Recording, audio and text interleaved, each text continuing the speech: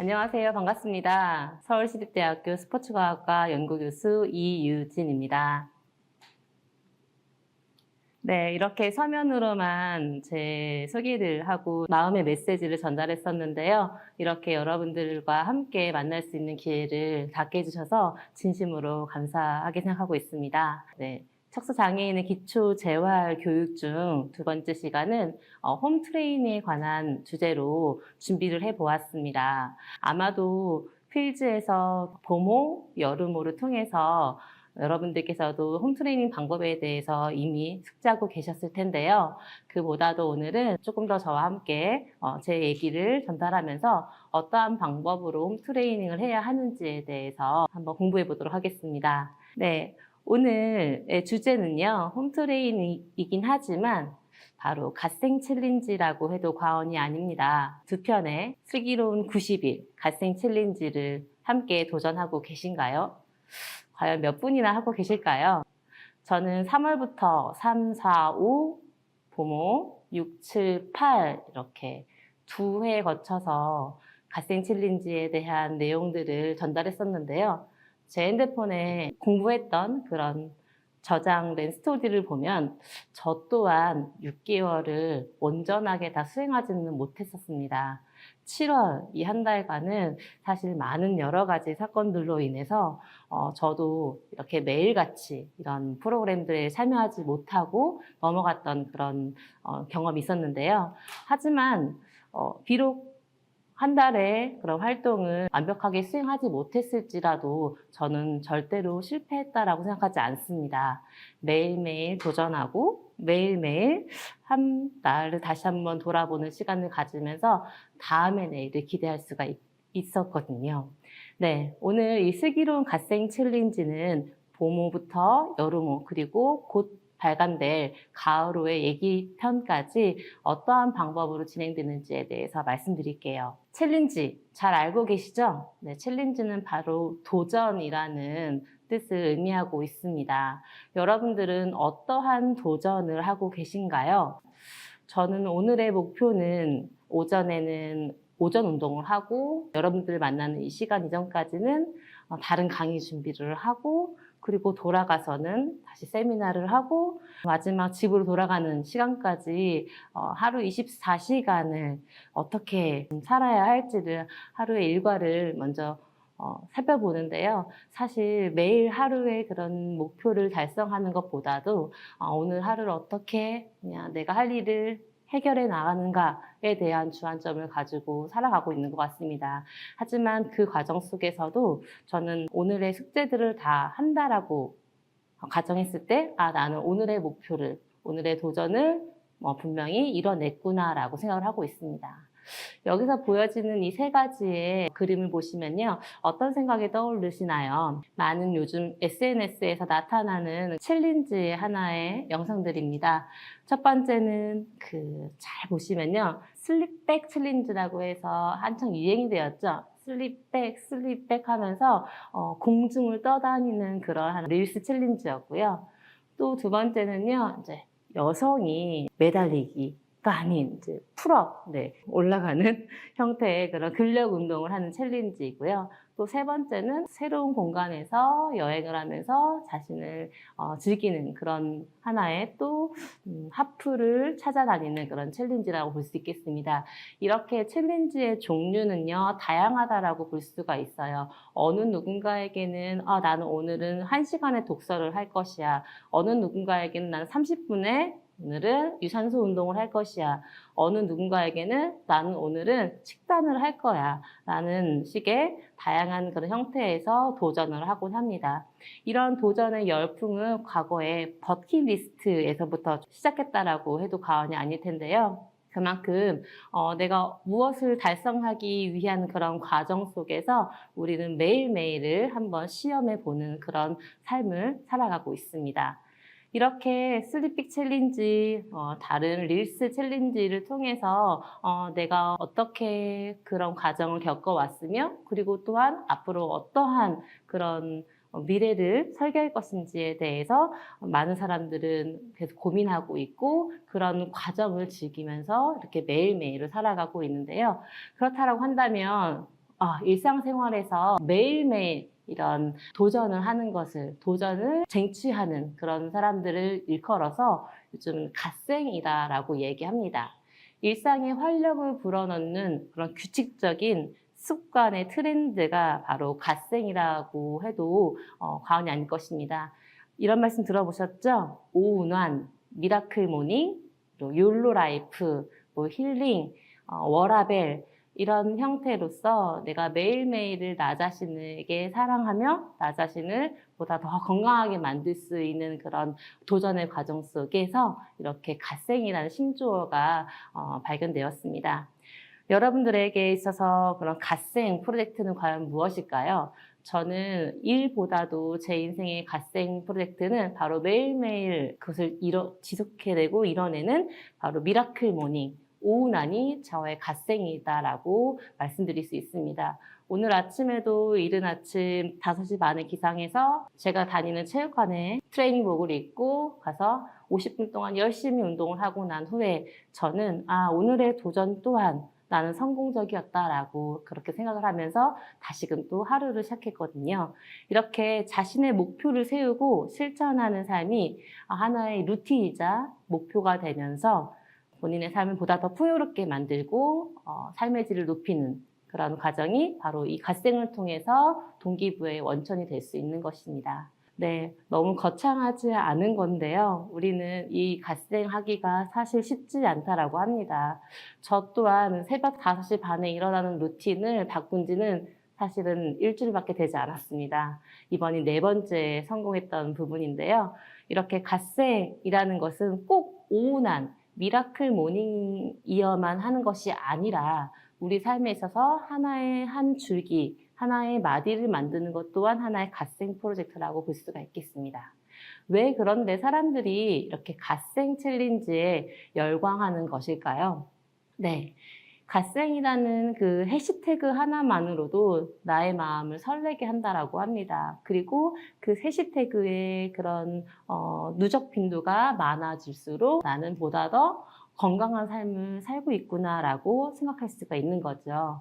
그래서 사람들의 그런 목표를 설정하고 그것을 달성하기 위해서 다양한 동기부여를 제공하는 거죠. 이러한 동기부여가 나의 의지를 강화하게 하고 또 목표를 지속적으로 나아갈 수 있게끔 격려를 하는 것이 바로 챌린지다라고 할 수 있겠습니다. 이렇게 챌린지는 나의 삶의 동기부여가 되는 원천으로서 이것을 꾸준히 하는 과정 속에서 나에게는 새로운 습관이 형성되고 이러한 습관은 보다 더 나은 기술 수준을 높일 수 있는 원동력이 될 수 있는 거죠. 이렇게 사람들은 이 해시태그에 하루하루가 누적될수록 나는 매일 갓생러 혹은 나는 매일 운동하는 오운환을 경험하는 그런 사람으로서 보다 좀 더 적극적이고 능동적인 그런 삶을 사는 그런 멋있는 나의 모습을 발견한다고 합니다. 이렇게 갓생 챌린지는 나뿐만이 아니라 함께 하는 커뮤니티 그리고 여러 사회 조직에서 함께 공유하면서 이러한 동기부여는 보다 더 지속될 수 있다고 볼 수 있습니다.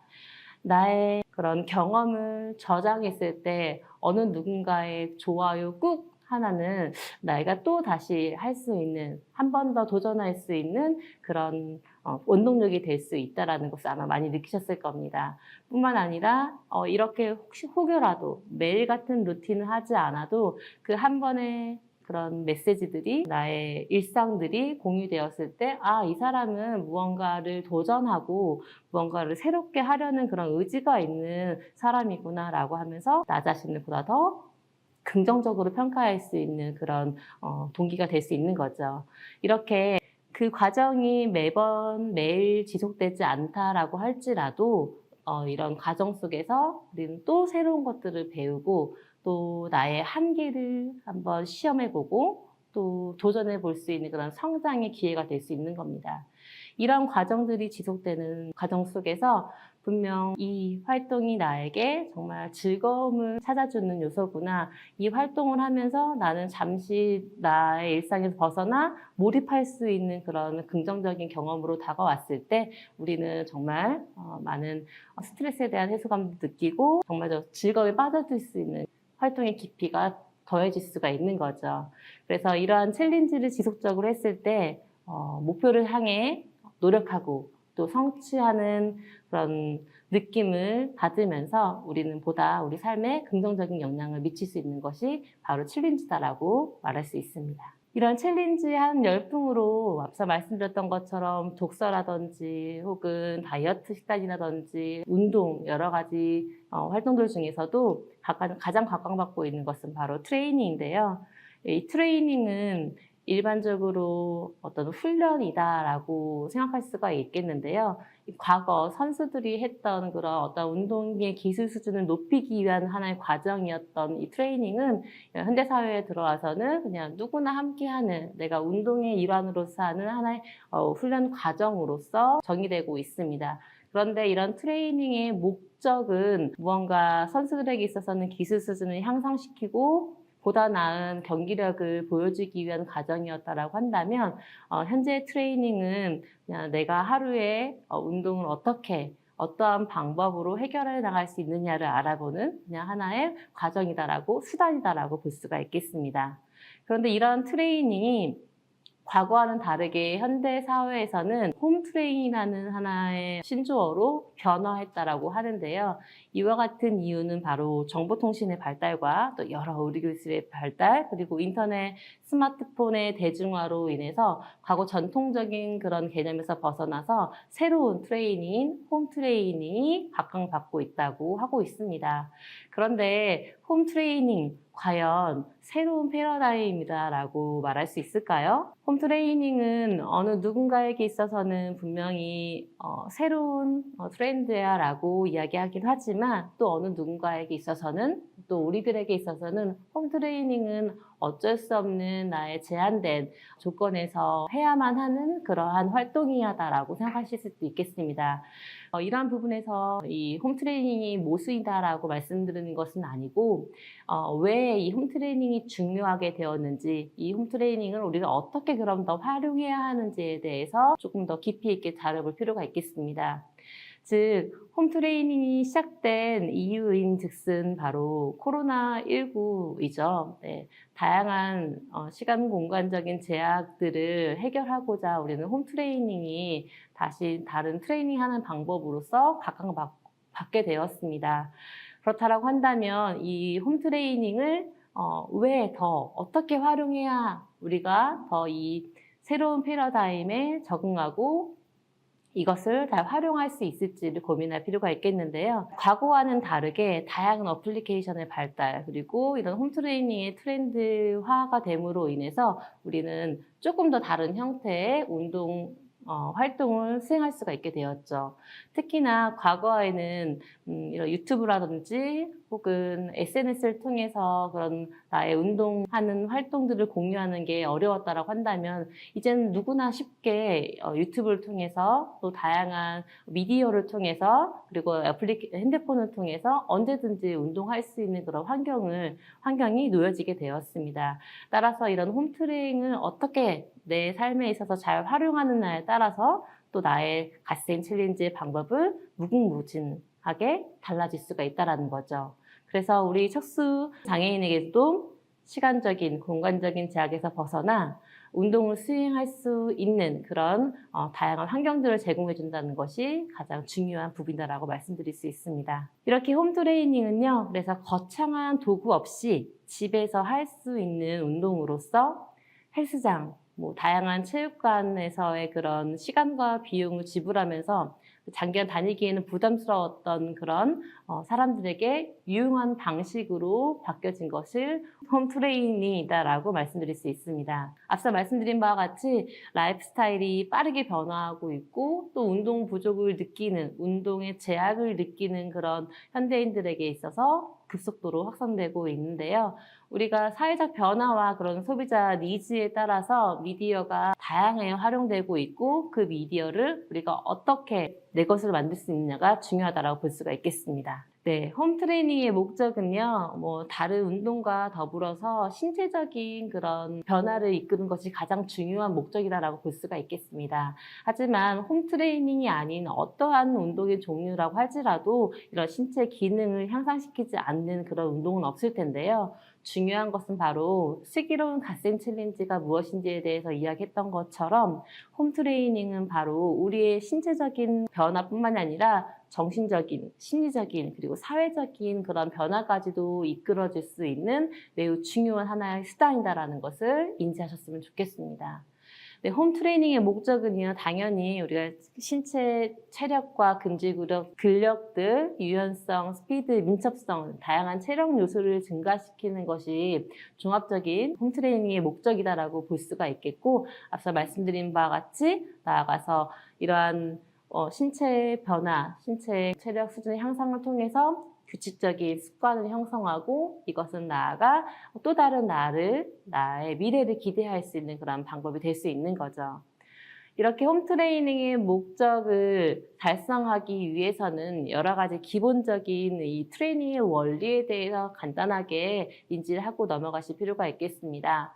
네, 습관을 만드는 과정에 있어서는 여러 가지 방법이 있겠는데요. 먼저 점진성의 원리, 항상 같은 운동을 하는 것도 중요하고 다른 운동을 하는 것도 중요하지만 지속적으로 나아갈 수 있는, 계속적으로 꾸준히 할 수 있는 그런 하나의 원리를 통해서 우리는 보다 더 나은 나를 발견할 수가 있습니다. 두 번째는 이제 과부하의 원리인데요. 어느 정도 내가 이 운동의 강도에 적응이 되었다고 한다면 조금 더 나은 다른 강도와 혹은 빈도를 조절함으로써 나의 근육에 자극을 주어서 보다 그 자극에 버틸 수 있는 저항력을 증가시키면서 내 체력 수준이 향상될 수 있다는 거죠. 또 세 번째는요, 개별성의 원리에 따라서 개인이 가지고 있는 신체 조건과 여러 환경들이 다르기 때문에 그 환경에 맞게끔 어떻게 운동을 설정하고 운동 강도와 빈도, 시간을 설정하는 것이 중요하다고 볼 수 있겠습니다. 또 네 번째는 특이성의 원리, 다양성의 원리, 가역성의 원리, 의식성의 원리, 반복성의 원리 여러 가지 원리가 있겠는데요. 가장 중요한 부분에 대해서만 말씀드렸습니다. 즉 내가 이 운동을 꾸준히 할 수 있는 가장 기본적인 원리는 나의 환경, 나의 조건들, 신체적인 조건에 대해서 완벽하게 혹은 좀 더 주의 깊게 관찰한 후에 내가 원하는 종목을 설정하고 거기에 따라서 점진적으로 강도를 높여가면서 꾸준하게 이어갈 수 있는 것이 운동을 보다 더 효과적으로 할 수 있는 그런 기본이 된다는 것을 알 수가 있습니다. 이렇게 트레이닝의 원리에 따라서 우리는 앞서 말씀드렸듯이 신체적인 변화 그리고 정신적인, 사회적인, 심리적인 변화를 이끌 수가 있겠는데요. 이런 트레이닝의 효과는 신체 적응력을 향상시키는 데 매우 도움이 되죠. 특히나 외부의 그런 조건이 항상 일정하지 않는 환경이 아닌 가장 안정적인 실내 환경에서 수행할 수 있다는 장점으로 인해서 보다 더 운동의 수행 능력을 높일 수 있는 그런 동기부여가 될 수 있습니다. 중요한 것은 이런 트레이닝을 매일매일 그리고 또 반복적으로 했을 때 그 효과는 배가 될 수가 있겠는데요.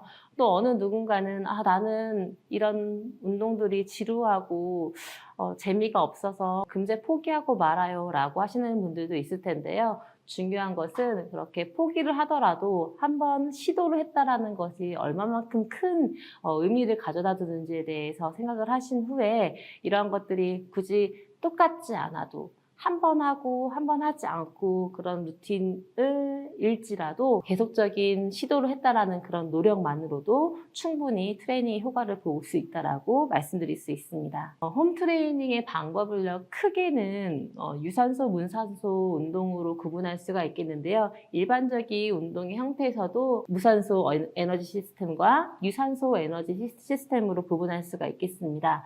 우리가 과연 집에서 할 수 있는 운동들 중에 무산소 에너지 시스템 무엇일까? 유산소 에너지 시스템 무엇일까? 네, 이런 고민을 해볼 텐데요. 무산소 운동은요, 말 그대로 단시간에 최대 근력을 요하는 그런 운동으로서 가장 쉽게 말씀드리면 역도와 같은 그런 운동을 무산소성 스포츠, 무산소 트레이닝이라고 볼 수가 있겠습니다.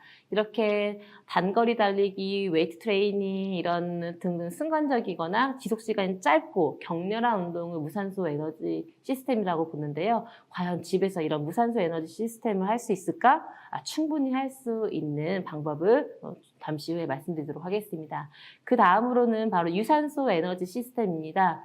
유산소는 앞서 최대 근력을 이끄는 무산소 시스템과 다르게 계속적으로 호흡을 하면서 탄수화물과 지방을 분해하면서 이렇게 운동하는 그런 과정들을 이야기하는데요. 이런 유산소 시스템은 지속 시간이 앞서 말씀드린 무산소 시스템과는 다르게 좀 긴 편에 속하는 그런 운동의 형태로서 무산소와 유산소를 구분할 수가 있겠습니다. 유산소성 프로그램 또한 집에서 과연 어떻게 우리가 할 수 있을까? 달리기 혹은 사이클 이런 것들이 분명히 불가능함에도 불구하고 과연 우리는 유산소성 에너지 시스템은 어떠한 방법으로 해결할 수 있을지 또한 잠시 후에 말씀드리도록 하겠습니다. 이렇게 두 가지의 유산소와 무산소 프로그램은 이제 또 다양한 프로그램들을 어떻게 구성하느냐에 따라서도 방법을 달리 해서 운동을 수행할 수가 있습니다. 정확한 목표와 그리고 목적을 설정하고 그리고 그에 따른 운동을 선택하고 운동의 순서를 결정하고 그다음에 그런 저항의 빈도 혹은 저항의 강도를 설정함으로써 우리는 운동할 수 있는 환경을 계획할 수가 있게 되는 거죠. 그런 과정 속에서 우리 가장 주의해야 될 점은 바로 손상에 대한 예방을 하는 것이 중요할 텐데요. 문제는 우리가 운동을 하면서 어떤 운동 효과를 보고 어떻게 건강한 그런 신체를 발견하는 것도 중요하지만 가장 중요한 것은 바로 안전하게 운동을 수행할 수 있는 그런 환경을 조성하는 건데요. 먼저 내 자신의 그런 신체의 조건들, 신체가 가지고 있는 그런 체력의 수준들을 확인하는 것이 가장 중요하다고 볼 수가 있겠습니다. 그래서 처음부터 내가 고중량으로 했을 때 충분히 내 근육이 받아들일 수 있는지 아니면 나는 아직 근력 수준이, 체력 수준이 약하기 때문에 조금 더 낮은 강도로 설정해서 그 운동을 수행해야 하는지 이런 등등 자신의 체력 수준에 대해서 먼저 인지를 한 후에 목표를 설정하는 것이 중요하다고 볼 수 있습니다. 그래서 먼저 가벼운 중량으로 한두 세트 준비 운동을 시작하고 또 어깨, 그리고 손목, 목, 그다음에 몸통, 골반, 무릎, 발목 등등 전체적인 다관절을 풀어줄 수 있는 운동으로서 관절의 가동 범위를 좀 넓혀주는 그리고 상해 예방에 가장 도움이 되는 내가 운동할 수 있는 그런 신체 온도를 높여주는 것이 중요하다고 볼 수 있습니다. 또 새로운 운동을 시작하거나 또 2주 혹은 잠시 쉬었을 때 너무 급작스럽게 자신이 과거에 했던 중량을 생각하고서 바로 뛰어드는 것이 아니라 가벼운 중량부터 다시금 점진성의 원리에 따라서 천천히 과부하를 주는 것이 중요하다고 말씀드릴 수 있죠. 또한 운동 기술, 이렇게 무게 이런 것들을 포함해서 다양한 그런 환경이 적절하게 준비가 되지 않았을 때는 운동을 피하는 것도 홈트레이닝 손상 예방의 중요한 부분이다라고 말씀드릴 수 있습니다. 이렇게 한 과정 속에서 준비의 과정도 중요하지만 중간중간에 혹시라도 몸이 내 컨디션이 현재 같지 않다, 과거 같지 않다, 조금 이상하다라고 느낄 때는 언제든지 또 해결할 수 있는 그런 예방책도 마련해 두어야 할 텐데요. 가볍게는 물, 수건 항상 운동하는 환경 옆에 마련해 두어야 할 뿐만 아니라 혹시 모를 미연의 사고에 대비해서 그런 연락망 또한 구축할 필요가 있겠습니다. 이렇게 해서 과거 운동을 시작하는 시작과 전, 중, 후 모두 안전하게 할 수 있는 환경을 조성하는 것이 중요하죠. 네. 바로 이제 내 신체와 내 환경에 대해서 이제 운동할 수 있는 환경을 설정해 두었다고 한다면 과연 오늘의 내 운동의 목표는 어느 정도인지 그 강도를 설정하는 것이 중요하다고 볼 수 있겠습니다. 개인의 수준과 목표에 따라서 강도는 달라질 수가 있겠습니다. 처음 시작하는 데의 목표는 어느 누구는 시간을 두고 그 목표를 설정하기도 하고요. 어느 누구는 반복 횟수로 설정하기도 하며 어느 누구는 운동의 형태로도 그 운동의 강도를 설정하기도 합니다. 앞서 말씀드린 바와 같이 무산소 운동을 하느냐, 유산소 운동을 하느냐에 그리고 유연성 운동을 하느냐에 따라서 운동의 형태가 달라질 수 있고 또 이런 유연성 운동, 유산소 운동이라 할지라도 이 동작을 몇 회 반복할 것인지 혹은 어느 누구는 내가 숨이 찰 때까지만 이 운동을 수행하겠다. 혹은 나는 이 숨이 찰 때까지의 그런 횟수가 운동과 휴식, 운동과 휴식, 운동과 휴식을 총 3회씩 반복하겠다라는 등등 자신의 그런 신체 수준에 따라서 적정 범위를 고려해서 그 운동 강도를 설정하는 것이 매우 중요하다고 볼 수 있습니다. 따라서 안전 한계와 유효 한계의 그런 범위를 여러분들이 잘 고려를 해볼 필요가 있겠는데요. 내가 이 운동을 약간 땀이 날 정도로 가벼운 정도의 그런 강도를 설정해서 운동을 수행할 것인지 아니면 나는 오늘 컨디션이 좀 좋지 않기 때문에 더 낮은 강도로 설정하는 것이 더 중요한 것인지 아니면 나는 오늘은 조금 해볼 만한데 내 유효 한계를 조금 더 설정한 후에 내가 이 운동에 이제 적응이 되고 난다고 한다면 조금 더 강도를 높일 수 있는 그런 유효 한계까지 설정한 후에 내가 그 운동 시간에서 충분히 나에게 집중할 수 있는 에너지를 얻을 수 있는 형태로서 강도를 설정할 필요가 있겠습니다. 네, 운동 강도를 설정하는 데 있어서 이제 1RM이라는 체육학에서 매우 중요한 용어로 활용되는 그런 용어인데요. 네, 최대 내가 들 수 있는 무게를 이야기합니다. 그래서 내가 1회 들 수 있는 무게, 지금 저기 보이는 저 트레이너 선수는 이렇게 바벨을 어깨 뒤에 맨 스쿼트 동작을 하고 있는데요. 이 강도를 몇 킬로로 혹은 몇 파운드로 설정할 수 있는지에 대한 그 기준을 설정하는 것입니다. 그래서 내가 1회에 최대 얼마큼 들 수 있는지 이런 것들을 확인하는 것인데요. 한 번에 200킬로 드는 것이 절대 아니고요. 서서히 10킬로부터 조금 더 바벨을 끼워서 20킬로, 30킬로, 30킬로를 3번 했다라고 한다면은 무게를 좀 더 꽂아서는 40킬로로는 2번만, 조금 더 꽂아서는 1번만 이렇게 강도를 점점점 높이면서 내가 최대 들 수 있는 그 무게를 설정한 후에 그 다음에 내가 오늘은 저강도로 할 것이야 라고 한다면 저는 오늘 80킬로를 들 수 있다. 내 1RM이 80킬로라고 한다면 저강도 80킬로의 60% 정도의 무게를 꽂아서 그 횟수를 지속하는 것이 바로 내 이제 근력 운동의 강도를 설정할 수 있는 기준이 될 수 있는 거죠. 그래서 분명히 어떠한 집에 홈트레이닝 환경에서는 이런 바벨이 있을 수 없기 때문에 어떨 때는 이제 이런 물을 통해서 어느 날은 물의 크기를 500ml, 어느 날은 물의 크기는 1.8ml 이렇게 설정을 해서 혹은 어느 날은 이 물의 형태를 하나가 아닌 2개, 3개, 4개 형태로 이렇게 점진적으로 늘려나가면서 운동의 강도를 설정할 수가 있습니다. 이러한 운동의 강도는 근력 운동에 한해서 얘기할 수가 있습니다. 잠깐 이 영상을 보시면서 한번 확인해 볼 텐데요. 아마도 여러분들께서 잘 알고 계시는 영상입니다. 네, 올 초에 한국척수장애인협회에서 이제 개발했던 그런 홈트레이닝 운동인데요.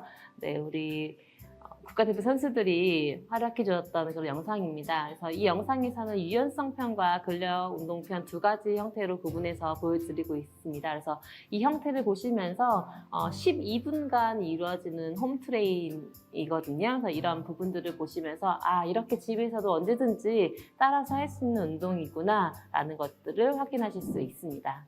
네, 이 화면 영상에서 보시면요. 타바타 운동이기 때문에 여기에서는 그 카운트가 주어지게 됩니다. 카운트에 따라서 이 동작을 수행하고 그리고 이 동작을 수행한 후에 또 전중 후에 따라서 이 유연성을 어떻게 향상시키는지 따라 하시면서 우리는 네, 이렇게 운동을 수행하실 수가 있게 되는 거죠. 이 영상 또한 앞서 유연성 프로그램과 이제 동일한 형태이지만 이 형태는 이제 근력 운동 편입니다. 그래서 근력 운동에 홈 트레이닝을 할 수 있는 타바타 형식으로 만들어진 영상이고 이 또한 우리 홈페이지에서 제공하고 있기 때문에 충분히 보실 수가 있으실 겁니다. 이렇게 최대 근력을 구하는 공식 또한 중요하고 여기에서는 이제 목표 심박수를 계산하는 것입니다. 내가 어느 정도 유산소 운동을 수행을 할 때 있어서 어느 정도의 강도로 설정해야 되는지 사실 잘 알 수가 없잖아요. 그럴 때는 이러한 공식에 카보넨 공식에 맞춰서 목표 심박수를 계산하고 이에 따라서 내가 운동을 수행할 수 있는 그런 강도를 설정할 수가 있게 되는 거죠.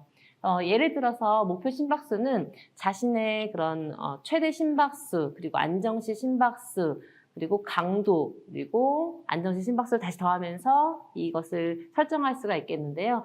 예를 보시면 22세의 일반 남성의 경우 안정시 심박수가 분당 60회 정도 뛴다라고 합니다. 그러면 60회를 뛰는 그런 22세 남성이 60%의 운동 강도로서 운동한다면 과연 목표 심박수는 얼마큼 돼야 하는가에 대한 그런 예시가 연산이 지금 보시는 바와 같은데요. 최대 심박수, 즉 220에서 나이인 22를 뺀 198회, 그리고 최대 예비 심박수인 198에서 60을 뺀 138회. 목표 심박수는 이 138회에서 0.6을 곱한 142회가 이 22세 남성이 60%의 운동 강도로 운동했을 때 목표 심박수가 바로 142회다라는 것을 인지한 후에 내가 운동을 하면서 뛰고 있는 나의 맥박수를 확인하면서 아, 나는 내 목표 심박수에 이르는 만큼의 운동을 수행하고 있구나라는 것을 경험하신 후에 그 다음부터 이제 보다 더 구체적으로 내가 원하는 그런 운동의 강도를 설정할 수가 있게 되는 거죠. 이렇게 최대 근력과 더불어서 또 목표 심박수에 이르기까지 운동의 강도를 설정할 수 있는 그 기준에 대해서 우리 공부했기 때문에 앞으로는 보다 더 쉽게 운동할 수 있는 그런 어떤 목표와 그리고 운동 수행 과정은 운동 수행에 대한 내용들을 설정할 수가 있게 되는 거죠. 네. 이제 조금 더 본격적으로 돌아와서요. 슬기로운 90일 갓생 챌린지에 대해서 말씀드릴게요. 슬기로운 90일 갓생 챌린지의 주 목적은 내가 운동의 수행 능력을 향상시키는 것보다도 내가 매일매일 갓생러가 되어서 매일매일 나를 둘러보고 매일매일 나를 사랑하며 또 다른 나를 발견할 수 있는 그런 동기부여를 만드는 게 가장 주요 핵심이다라고 볼 수가 있겠습니다. 그 과정 속에서 지금까지 보여드렸던 공부했던 근력 운동의 방법들, 그리고 유산소 운동의 방법들, 그리고 운동의 효과, 운동의 목적, 운동할 때 그런 주의점들에 대해서 인지를 한 후에 내가 보다 더 조금 더 원하는 그런 목표치에 다다를 수 있는 그런 과정들을 이 슬기로운 90일 갓생 챌린지를 통해서 확인할 수가 있겠습니다. 90일 챌린지는요, 봄, 여름, 가을, 겨울 이렇게 4회로 구분돼서 첫 번째는 유연성 운동부터 근력 운동의 1, 2, 그 다음에 순환 운동까지 이어지는 그런 하는 과정이다라고 볼 수가 있겠습니다. 즉 가장 처음에 설정한 이 유연성 운동은 가장 낮은 강도로 설정한 운동입니다. 처음부터 근력 수준이 높지 않음에도 불구하고 어떤 운동을 막 시작했을 때에는 큰 무리가 올 수 있기 때문에 관절을 유연하게 풀어주는 그런 운동부터 시작해서 보다 점점점 강도를 높여가는 형태로 이 슬기로운 90일 갓생 챌린지를 계획하게 되었습니다. 첫 번째 유연성 운동은 갓생러의 입문이다라고 볼 수가 있겠는데요. 규칙적인 습관을 형성하는 데 있다라고 말씀드릴 수가 있겠습니다. 앞서 제가 이 수업 시작 초반기에 드린 말씀 중에 하나가 3, 4, 5, 6, 7, 8 중에 제가 7월 달을 갓생 챌린지에 도전을 했지만 실패를 했다라고 약간 말씀드렸던 것처럼 이 30일 유연성 운동은 내가 뭔가를 더 깊이 있게 나아가는 그런 수준 단계가 아닌 그냥 습관을 형성하는 그냥 기초적인 단계다라고 볼 수가 있겠습니다. 그래서 매일매일 이 소요 시간이 10분 정도밖에 되지 않죠. 이 10분을 얼마나 꾸준히 할 수 있느냐. 내가 24시간 중에 10분은 나의 건강을 위해서 얼마만큼 투자하느냐에 따라서 이 갓생 챌린지의 성공 여부가 결정될 수가 있겠습니다. 지금 벌써 가을이 다가오는데 나는 유연성 첫 번째 스텝부터 밟아도 될까라고 고민하시는 분들이 분명 계실 거예요. 하지만 충분히 유연성 운동이었던 근력 운동이었던 다시금 새롭게 시작하는 마음을 가지고 참여하셔도 무관하다라는 말씀을 드립니다. 이 유연성 운동은요, 가장 낮은 강도와 쉬운 동작으로 구성되었습니다. 그래서 휠체어나 의자 위에서 할 수 있고, 특히나 이제 상체 관절 부위의 경직된 근육들을 풀어주는데 효과가 있기 때문에 유연성 운동을 하시고 또 근력 운동에 들어가시는 것이 매우 효과적이다라고 말씀드릴 수 있습니다. 주의사항은요, 우리 척수 손상의 정도에 따라서 또 신체 능력이 달라질 수 있기 때문에 그런 자신의 상태를 확인하고 호흡 그리고 동작의 횟수 등을 고려해서 실시할 필요가 있겠습니다. 앞서 우리가 1RM 그리고 카보넬의 공식에 따라서 목표 심박수를 설정했듯이 이 또한 유연성 운동 또한 그런 부분들을 인지한 후에 목표 심박수를 설정해서 하는 것이 중요하다고 볼 수 있습니다. 네, 이 유연성은요, 좀 더 깊이 있게 말씀드리면 두 가지로 구분할 수가 있겠는데요. 동적 운동과 정적 운동이 있을 수가 있어요. 그래서 처음에는 정적 스트레칭, 정적 유연성 운동으로 근육의 긴장을 좀 더 온전히 풀어줬다고 한다면 이것이 조금 더 반복됐을 경우, 적응됐을 경우에는 동적 스트레칭으로 이어져도 충분히 무관하다라는 말씀을 드릴 수 있습니다. 그래서 이것이 좀 더 유연해지면 반복 횟수를 늘린다거나 혹은 좀 더 나아가서 이 유연성 운동을 준비 운동 형태로 만들고 이제 근력 운동을 본 운동 형태로 만드는 것이 또 하나의 방법이다라는 것을 제시해 드리고 싶습니다. 네, 운동 전후에는 충분히 수분을 섭취하셔야 되고요. 또 적절한 휴식과 그리고 영양 공급은 신체 회복에도 도움이 된다는 거 잊지 마시고 유연성 운동에 대해서 한번 살펴보았습니다. 다음은 이 유연성 운동에 대한 내용들은 우리 휠즈에서도 확인하실 수가 있겠는데요. 이 휠즈 내용과 뿐만 아니라 앞서 보여드렸던 영상에서도 충분히 여러분들이 따라할 수 있는 부분이기 때문에 그런 부분들을 확인하셨으면 좋겠습니다. 다음은 슬기로운 90일 갓생 챌린지의 두 번째 테마인 바로 근력 운동 밴드입니다. 네, 제가 강도를 높이는 방법 중에 하나는 바로 이제 물로 예시를 드렸는데요. 물의 무게가 혹은 개수가 달라지는 것 또한 하나의 강도를 높이는데 분명한 이점이 되지만 먼저 강도를 쉽게 올리기가 어렵다고 하시는 분들에게 있어서 밴드를 추천해 드리는 바입니다. 제가 두 번째 갓생 챌린지에서는 이런 말씀을 드린 적이 있어요. 당장 수건을 들고 만세를 하세요라는 메시지를 드린 적이 있는데요. 집에 이런 저항 밴드가 없다라고 할지라도 충분히 수건이라든지 손수건, 스카프 등을 이용해서 이 운동을 하실 수가 있겠습니다. 난 여기서 조금 더 이완을 혹은 강도를 더 높이고 싶어라고 했을 경우에는 다른 물체를 들고서 해도 충분히 무관하다라는 것을 말씀드립니다. 이 슬기로운 90일 갓생 챌린지 두 번째 가장 큰 목적은요, 바로 갓생러의 재도전, 성공과 실패는 없다, 오로지 성장만 있다라는 것에 포커스를 두었습니다. 네, 제가 6, 7, 8월 중에 7월을 한 달을 성공하지 못했다고 했지만 제게는 성공이 주는 이점보다도 실패가 아닌 오로지 그 과정 속에서 성장이 있다라는 그런 의미를 가지고 매일매일 운동을 하고 있습니다. 즉 3개월 동안의 유연성 운동으로서 내가 규칙적인 습관을 만드는 데 주안점을 도왔다고 한다면 다시금 혹은 내가 그 과정 속에서 온전하게 성공하지 못하더라 할지라도 다시금 재도전할 수 있는 기회는 언제든지 무궁무진하다는 것을 말씀드립니다. 따라서 이 밴드는 조금 더 강도를 높인 형태에서 그 이제 유연성 운동이 아닌 이제 근력 운동 형태로 이루어지게 되는데요.